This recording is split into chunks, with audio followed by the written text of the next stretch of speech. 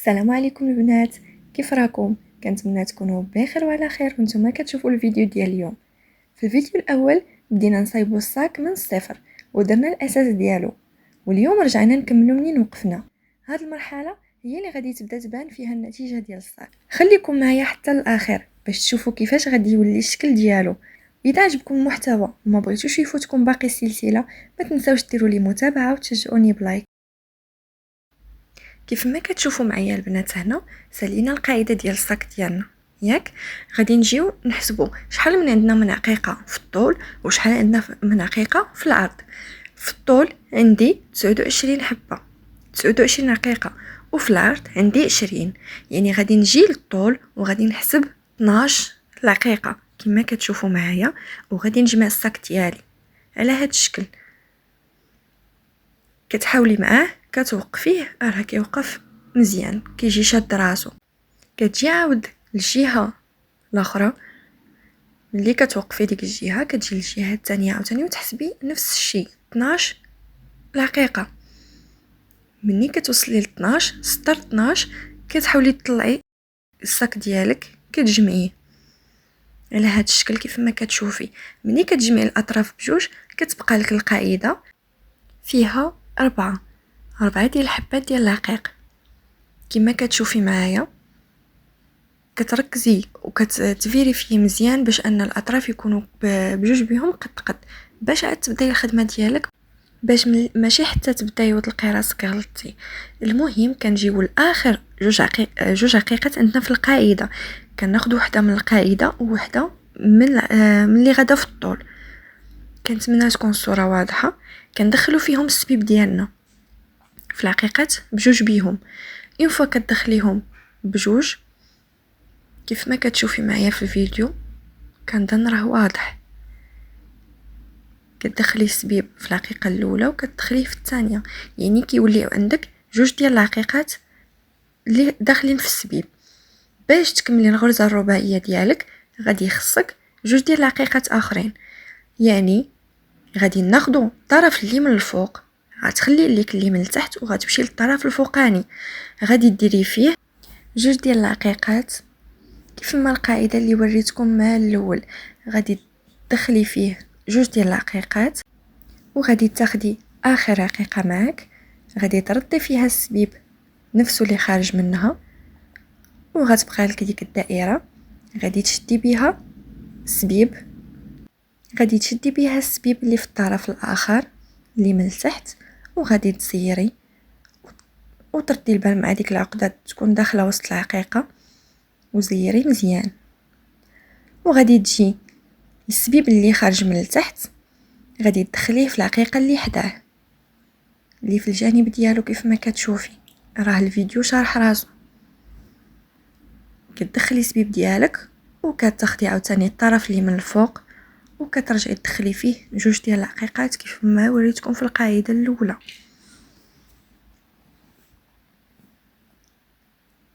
كتكملي بنفس الطريقه، راها ساهله كما كتشوفي. كتزيري وكتبقاي غاده على نفس الطريقه. دائما كنقول لكم ردوا البال مع ديك العقده ما تكونش خارجه على برا. كتولي تدخلي السبيب عاود في العقيقه اللي في الجانب ديالو، كتاخدي السبيب اللي في الجهه الفوقانيه كتدخلي فيه تاني جوج ديال العقيقات كما كتشوفوا معايا، وكتكملوا بنفس الطريقه. راها سهله، انا كنولي نعاود معاكم مره وجوج وثلاثه باش بالنسبه للبنات اللي مبتدئات وما عمرهم صايبوا شي صاك تجيهم طريقه سهله ومفهومه. الا ما فهموا في الاولى يفهموا في الثانيه. كما كتشوفوا معايا كتزيري العقيقه. دابا وصلنا لاخر عقده ديالنا، كيف ما كتلاحظوا عندنا فيها 3 ديال العقيقات. كندخلوا السبيب في العقيقه اللي في جنبه وكندخلوه في العقيقه اللي من الفوق باش كيتجمع لينا الصاك كيف ما كتشوفوا معايا. كنجيو للطرف اللي دخلناه في العقيقه اللي على يديكم الشمال وكتدخلي فيه عقيقه واحده، لان عندنا 3 ديال العقيقات باش نكملوا غرزه رباعيه خصنا عقيقه واحده. كما كتشوفوا نفس الطريقه كتزيري العقيقه ديالك، وها هو الصك ديالك بدا كيتجمع. شنو كديري في هذه المرحله؟ كتاخدي نفس السبيب اللي على يدك الشمال وكتدخليه في العقيقه اللي حداه من الفوق، اللي في الجنب ديالو. كيف ما كتشوفوا الطريقه راها موضحه في الفيديو. كتجري السبيب ديالك مزيان. دابا عندك جوج ديال العقيقات اللي خارج منهم السبيب، يعني خاصك جوج باش تكملي الغرزه الرباعيه ديالك. كيف ما كتشوفي عاود غادي تدخلي جوج ديال العقيقات في الجهه اللي الفوق، وغادي تسدي العقده ديالك كيف ما كتشوفي على هذا الشكل.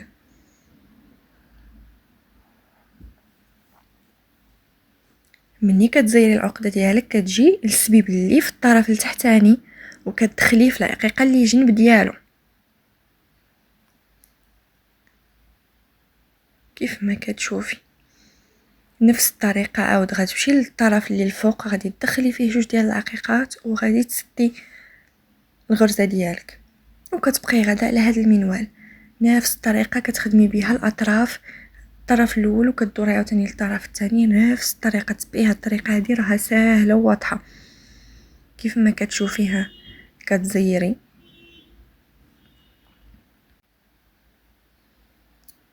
هنا في السطر الثاني كتبقاي تخدمي في السبيب اللي في الطرف الفوق اللي خارج من الفوق كتدخلي فيه العقيق، واللي في الطرف التحت هو اللي كتدخليه في العقيقه اللي حداه. فهمتيني؟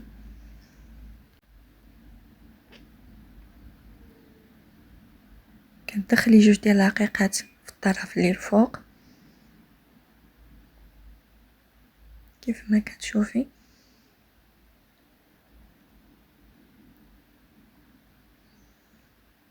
كتزيري الغرزه ديالك. مني كتوصلي لاخر غرزه تيبقاو لك 3 ديال العقيقات كتدخلي فيهم السبيب. كتدخلي كما قلنا في الطريقه الاولى السبيب في العقيقه اللي في الحداه في الجنب ديالو، وكتولي تدخليها في العقيقه اللي من الفوق اللي فوق منه.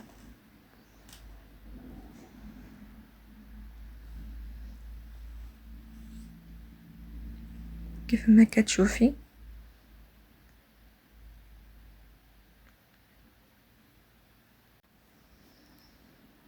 كتمشي لهداك اللي دخلتيه في العقيقه النيت كتدخلي فيه عقيقه واحده من فوق كريستال.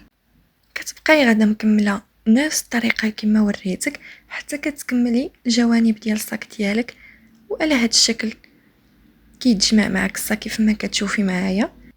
هنايا كما كتشوفي غادي تلاحظي بان البلاصه تبدلات، راني بدلتها على قبل التصوير باش يكون اوضح. كنتمنى هكا يكون واضح لكم. دابا غادي نجيو باش غادي نصايبوا الغطاء ديال الصاك. غادي نخليو في كل طرف جوج ديال العقيقات كيف ما كتشوفي على اليمين وعلى الشمال. غادي تخلي جوج ديال العقيقات من الفوق، غتجي العقيقه الثالثه غادي تدخلي فيها السبيب ديالك كيف ما كتشوفي معايا في الفيديو. غادي للطرف الاول غادي تدخلي فيه كيف ما كتشوفي معايا 3 ديال العقيقات، وكيف ما نفس الطريقه غادي تمشي لاخر عقيقه دخلتيها غادي ترجعي فيها السبيب، وغادي تعطيك ديك العقده.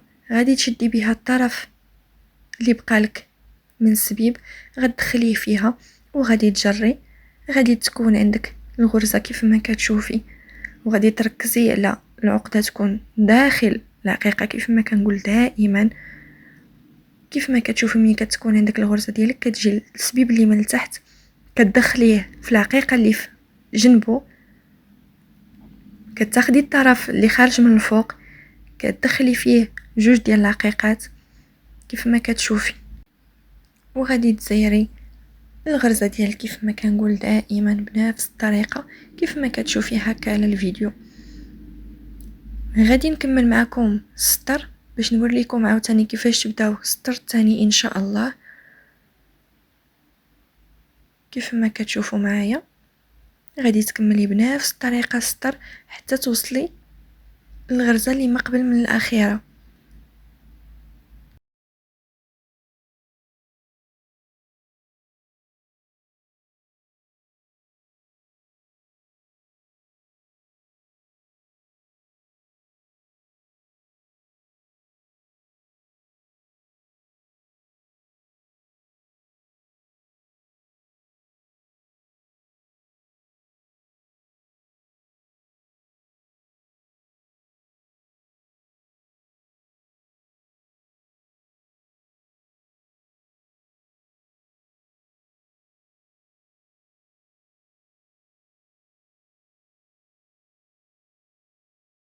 هنايا كما كتشوفوا معايا كملت معكم السطر.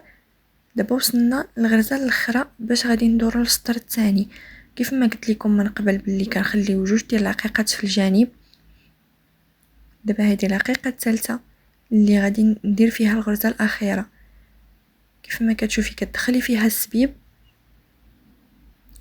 وكتاخدي الطرف اللي من التحت هو اللي كتدخلي فيه العقيق، كديري فيه جوج ديال العقيقات وكتسدي الغرزه ديالك. وكيف ما كتلاحظي معايا السبيب كيرجع في العقيقه اللي من الفوق، تما فين غادي تبداي السطر ديالك الثاني. غادي تاخدي سبيب اللي على يدك الشمال وغادي تدخلي فيه 3 ديال العقيقات كيف ما كتشوفي معايا. بنفس الطريقه غادي تسدي عاود الغرزه ديالك. هذه ما نحتاجش نبقى نعاودها لكم بزاف، انا كنقولها غير باش تركزوا عليها وباش تفهموني مزيان. وغادي تبداي بنفس الطريقه كيف ما بدينا الصك اول مره. غادي تدخلي عاود السبيب اللي من تحت في العقيقه اللي في جنبو وغادي تبقاي مكمله.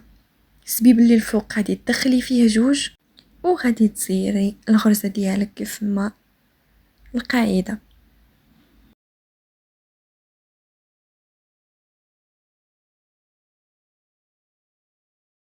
هنا قرب يتسالى لي السبيب كيف ما كتشوفي، وبغيت نوريك الطريقه كيفاش تفيني السبيب وتبداي في سبيب جديد. هذاك السبيب من الاحسن تخليه يكون طويل شويه، ماشي تخليه حتى يبقى لك غير شويه عاد تبغي تفينيه، فهمتي؟ لانك غادي تحتاجي تعقديه، وهذا خاصو يكون مازال طويل شي شويه. كنتمنى تكوني فهمتي. كيف ما كتشوفي معايا في الفيديو كتردي السبيب في الغرزه اللي ديجا خدمتيها كترجعيه فيها، كتحاولي تجمعيهم الاطراف بجوج في جهه واحده. والمقص كيف ما كتشوفي معايا راه كيعاونك الا حصل لك السبيب ما بين العقيق ما كيبغيش يتجبد، ديك المقص راه تيعاونك باش يجبد لك العقيق، باش يجبد لك عفوا السبيب. كيف ما كتشوفي معايا الاطراف بجوج جمعتهم في طرف واحد في جهه واحده. هنا شنو كديري؟ كنتمنى هنا تكون واضحه، غنحاول نزومي لكم شي شويه باش تبان لكم الطريقه مزيان. المهم كنكروازيو السبيب، كنكروازيهم مع بعضياتهم وكنرجعوا. هانتي كيف ما كتشوفي معايا السبيب في نفس العقيقه اللي كنا دخلناه فيه، اللي خرجناه منها كنعاودو نردوه فيها. كتكون عندنا ديك العقده كندخلو، كتجري غير من الطرف من الفوق كيدخل، فهمتي؟ ديك العقده كتجر معاها حتى السبيب اللي في الطرف الاخر. ملي كتدخليها في العقيقه كتولي ترجعي السبيب في الغرزه اللي حداه بنفس الطريقه الاولى. كتعاوني بالمقص باش تجبد لك الطرف ديال السبيب، كتجري مزيان كيبقاو لك جوج الاطراف حدا حدا. كتحاولي تعقديه، كديري العقده الاولى وتزيري وديري العقده الثانيه وتزيري كيف ما كتشوفي معايا. زيريها مزيان وكترجعي الطرف ديال السبيب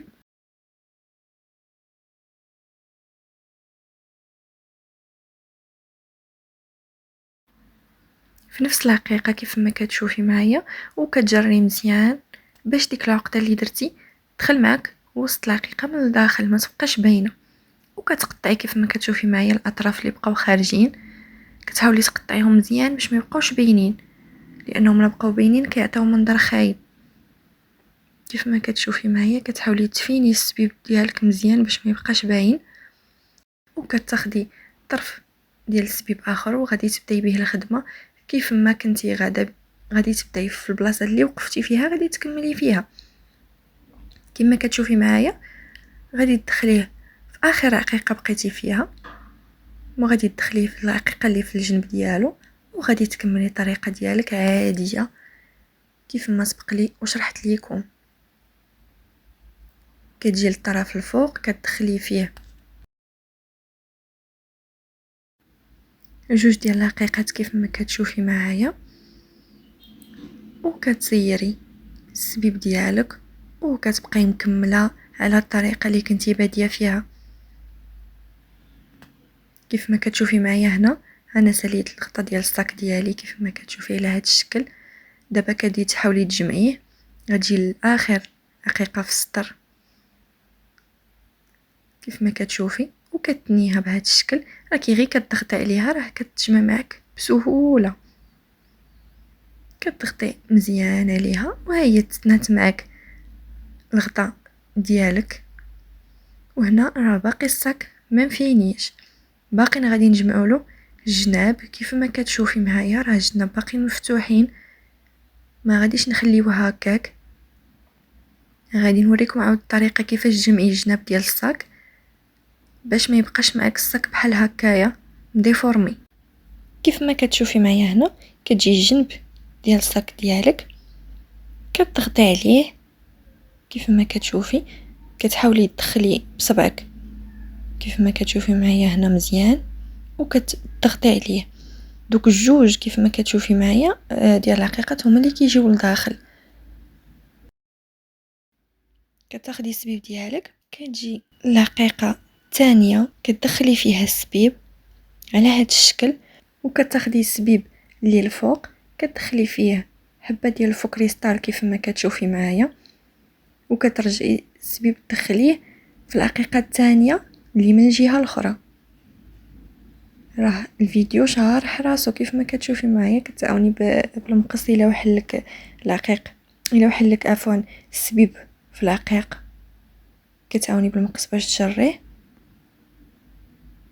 وكتمشي للطرف اللي لتحت كتدخلي فيه عاود حبه من الفوكريستال، كديري الغرزه ديالك العقده كيف ما قلنا وكتجريها وسط العقيقه. وكيف ما كتشوفي هو الصاك تجمع معنا. كترجعي الطرف ديال السبيب كتدخليه في العقيقه اللي في جنبه اللي تحت منه.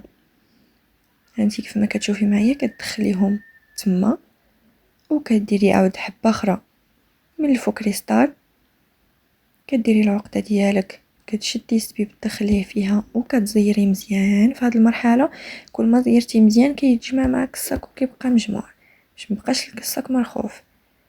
كيف ما كتشوفي معايا كتزيري مزيان. وهنا ملي كيبقى لك السبيب كيف ما كتشوفي معايا غتلفينيه بنفس الطريقه اللي وريتكم قبيله وكتعاودي نفس العمليه في الجنب الاخر. في الفيديو الجاي ان شاء الله غادي نكملوا المراحل الاخرى باش نكملوا الصاك ونشوفوا النتيجه النهائيه ديالو. اكتبوا لي في لي كومونتير واش فهمتوا هذه المرحله ولا لا، وشنو الصعوبات اللي لقيتوا باش نعاونكم في الفيديو الجاي. وما تنساوش ديروا لي لايك وتابعوني باش ما يفوتكم حتى درس من هذه السلسله.